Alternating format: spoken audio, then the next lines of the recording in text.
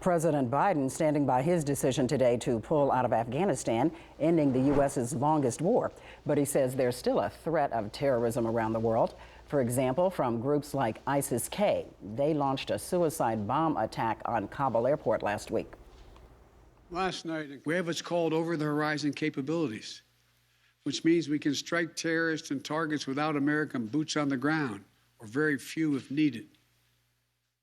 We've shown that capacity just in the last week. We struck ISIS-K remotely, days after they murdered 13 of our service members and dozens of innocent Afghans. And to ISIS-K, we are not done with you yet.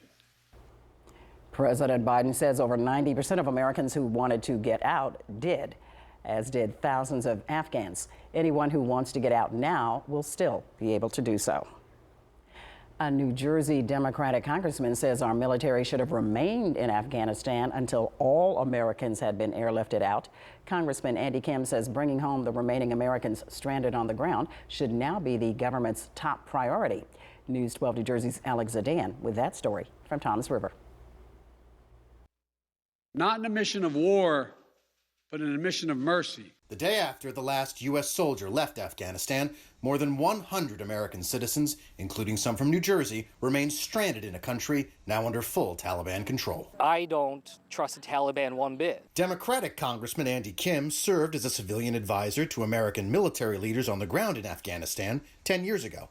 He disagreed with President Biden holding to the August 31st deadline and the president's plan to get the remaining Americans out by putting trust in the Taliban. That's why I was pushing for us to try to get everybody out before the 31st, and if we couldn't, to stay longer to be able to get them out, because I wanted to avoid this situation. The bottom line, 90% of Americans in Afghanistan who wanted to leave were able to leave. And for those remaining Americans, there is no deadline. In North Jersey, a 20-year-old is still trying to get his mother, father, and 12-year-old sister, all American citizens, out of Afghanistan. Congressman Kim says he, too, has spoken to others stranded following the U.S. pullout. I've been in touch just in the last 24 hours with a number of Americans who are still there, and they want to leave, and they did not procrastinate. This is not some situation where they just waited to the last minute. They are trying to leave. One of them is a 4-year-old girl. And when the Americans all come home, there will still be the fallout from 20 years of war and thousands of lives lost that ended in a loss for the world's most powerful nation. This is immensely difficult for us as a country to comprehend, just the failures and the challenges across 4 administrations of 2 presidents from each party.